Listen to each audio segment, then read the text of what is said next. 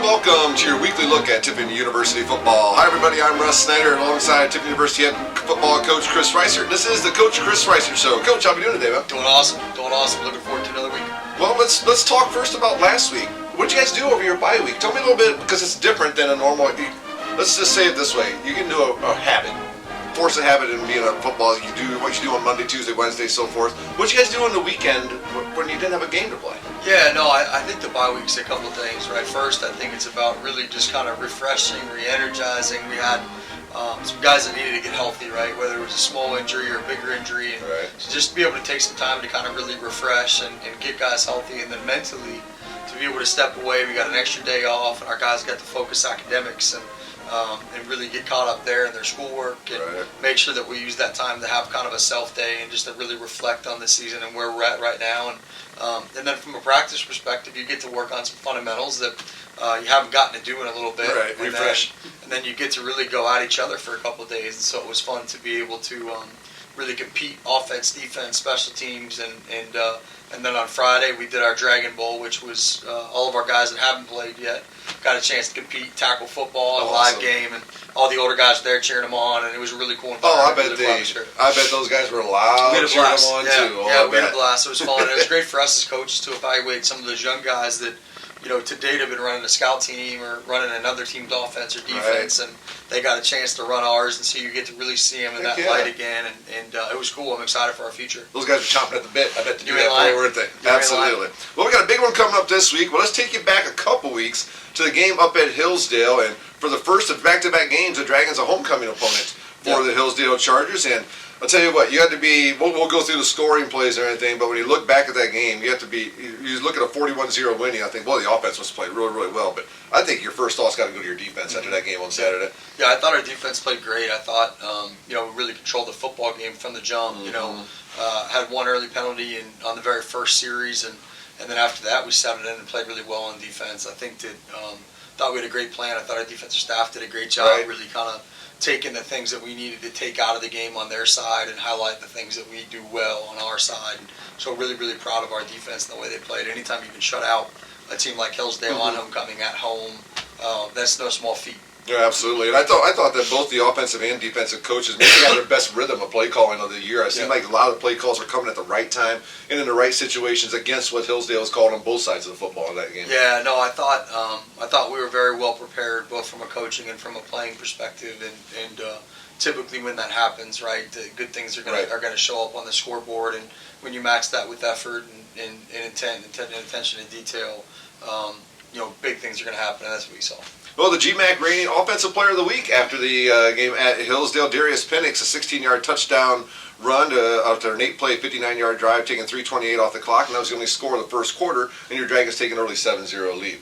Yeah, no, Darius played really well. He ran hard, ran physical. We always evaluate our running backs, and do you get more than what it's blocked for? And I really thought in multiple runs he was able to take what was a really well-blocked play and turn it into a spectacularly blocked play by his effort and his ability to make people miss. And when you have that, it makes you a lot more dangerous than the offensive side of the ball. Absolutely. That's the only score of the first quarter, so the Dragons have a 7-0 lead after the opening quarter up at, Frank Muddywater Stadium. It's a fun place to go play football with the nicer facilities. Yeah, it was a great atmosphere. It was a great atmosphere, and we enjoyed playing there quite a lot. Right. Second quarter, a couple touchdown runs from your quarterback, Christian Carter, both of them at a 5-yard variety. The first drive, a 10-play, 67-yard drive, taking 4:17 off the clock. 14-0 lead, and then a 5-yard run again, 2 plays, 50-yard drive, 49 seconds off the play, a quick one, and your Dragons have a 21-0 lead. Talk about what Christian was able to do with his legs there for you in the second quarter. Yeah, I thought Christian ran the ball well, and when that element's a part of the offense, I think it makes us a lot more dangerous. And and for him being able to break that long one, and then the 5-yard run was set up by a long run by Darius, who you mentioned earlier, and really well blocked play by the left side of our line. And so you're taking me back a little bit. I got to think 2 weeks ago. Tell me about it. I did this earlier. That I was just trying to roll through that again. I've been watching so much tape, but it was a really well blocked play up the left side of the line, and then Christian did the rest of the work with a 5-yard run. Yeah, I went through the highlights earlier, and I was just rereading the game recap when we walked into the room here. So the Dragons have a 21-0 lead at the half. You got the football to begin the second half, and you like to go out there and put some points on the board. The offense gets first down, but then has to punt it away. But then the first offensive play the Chargers run in the second half, Defensive end Mark Woods gets a 20-yard interception return for a touchdown. He's maybe one of the unsung guys on your defense this year. He's been filling in for injured guys. He's been in the rotation of the defensive ends. And it seems like every year your defensive ends have the knack of making a big play for you. And he did it for you in the third quarter. No, that was a huge play. It was aided by Caleb Street right on the corner blitz and had a strip sack on their quarterback, and the ball popped right into Mark's hand. And Johnny on the spot. We always say, see Toddy, right? Catch the ones they throw to you. And the ones kind of popped in. And he made the play and did a great job with his ball security as he finished through and turned it into a touchdown. So, typically you want to score the first possession of the second half and get a stop, right? And offensively, we didn't execute as well as we needed to, and defensively for them to step up and really get a big score was huge. Yeah, nothing goes by the book as it should. We learn that every football game. Yep. They say sometimes when you're watching a football game, you may see something you've never seen before, and usually you probably do.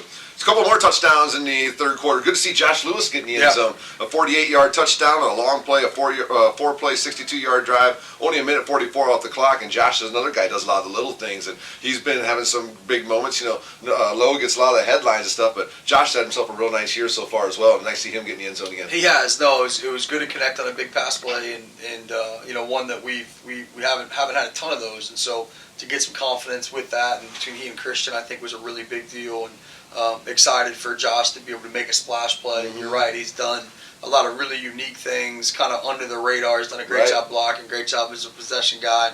Has made some big plays, but just a cool opportunity for him in a big moment to step up and make a big play. We mentioned Darius Pinnock's long runs earlier, and not only this game, but in the games prior to this guys like Josh Lewis blocking downfield. That's enabled him to make those. Once he gets past that first wave, you need those blockers downfield. Certainly. And then another running back who had a really nice day for you as well on the game against Hillsdale. Devin Nelson finishes off the scoring drives for the Dragons, a 17-yard touchdown run, an 8-play, 66-yard drive, 3:09 off the clock, and that finishes the scoring for the Dragons' 41-0 victory. No, it was a great run by Dev. Really well blocked play. I think it was third and long, and he ended up running a guy over around about the 4 and fell into the end zone. So again, get more than what it's blocked for, and another example of that. And I thought I kind of put the cherry on top of what was a really well played game in all three phases. I thought our special teams did a great job, and again, doesn't show up all the time, but our kickoff team was really solid, and our punt team was really solid, and so in a lot of different ways, they all contribute into us being able to win a football game against a really good team. We've mentioned throughout the year how Devin Nelson really is bulked up, stronger, running football harder this year, and then we also mentioned the special teams. Dragons dominate all three phases of the football game on Saturday. Some of the big numbers to take away from that game: first down advantage of 21-6, and then third and fourth down. Offensively, Tiffin 8 of 15 on third down, doesn't go for it on fourth down. You hold Hillsdale to 0 for 15, including 0 for 12 on third down. I mean, that's making you as proud as anything when you look at the numbers. You don't see that a lot. No, it's amazing. Especially not against a good football team with a really good wideout and a good tailback. And again, I think hats off to our defense, the way they attacked it. Our staff did an unreal job, and super proud of the way that those guys competed and played, whatever it was, a week and a half ago. Right. You mentioned Mark Woods with the touchdown. Charlie Cleveland had 9 tackles. He had a whole bunch of other Dragons, Sir Zion Dance, Patrick Tuame, a few other guys like 6'5", 6 tackles in there. Many guys making some big plays. You mentioned our running back, Michael Herzog. You held him to 69 yards, and he came into the game as number 3 yards per game running back in the conference. And Isaac Tesla, you mentioned him being a big play guy, but you only got one. He got one catch for 55 yards. So if he's their big play guy, and you're looking for him a lot, and he only gets one, athletes are going to get you now and then. And you're able to contain him and hold him to 55 and 69 by their tailback. And then, the passing game, you're secondary, and you're basically all 11 on defense. Just shut that down. Mm-hmm. No doubt. So it's great to see. Really well. Great to see. So, this weekend, we're going to Ashland. Big game, probably the biggest one on the schedule so far. Guys like me get to look at the schedule and say, ooh, that's a big one, that's a fun one, that's a kind of thing. So this is one that the Dragon fans and the Ashland fans have been pointing to all season long. Ashland had a tough one with Ohio Dominican last Saturday night. I was able to listen to Ohio Dominican's radio guy, Todd Bell. I was doing the dishes after dinner, listening to his call of that on Saturday night. But should be a lot of fun on Saturday afternoon. The Dragons going down to Ashland. Only 2 undefeated teams in conference going at it, and this is the second week in a row for your Dragons, second opponent in a row, where you're the homecoming opponent. Yeah, interesting. It doesn't happen that often. You get it twice in a row. People really like playing us. They're happy to come to town, and their fans are always having the Dragons rolling as well. Ashland averaging 33 points per game offensively, and defensively only giving up 9 points. And we look at the GMAC standing, or the statistical numbers, these two teams are very similar, both on offense and the defensive side of the football. Yeah, no, they're a really good football team. Offensively, I think they do some really good things formationally that stress you. They've got 4 or 5 different wideouts. They've got 4 or 5 different tailbacks. They're really good up front. And the quarterback's a really dynamic player. Has been a great player for a long time, and gives you so many different challenges, whether it's on the ground or through the air. And he's just a really dynamic kid. And then defensively, they're leading the country in defensive points given up. They're one of the top teams in the country in terms of total yardage. And so we have the utmost respect for them on the defense side of the ball as well. Coach Rose does an amazing job schematically, and they stretch you and stress you in so many different ways and make it really hard for you to gain an inch, and so you have to earn every bit of it. And these are the games that are really fun to be a part of. You get a really talented football team, I think, on both sides of the ball, and you kind of throw haymakers at each other, and may the best team win. Yeah, see who's standing at the end. I mean, to back up his points, in the GMAC, scoring in total offense, Tiffin University 1, Ashland 2. Scoring in total defense, Ashland 1, Tiffin 2. Rushing offense, Ashland 1, Tiffin 2. Rushing defense, Ashland 1, Tiffin 2. So there's all over the top of the leaderboards. And you mentioned our quarterback, Austin Bremer.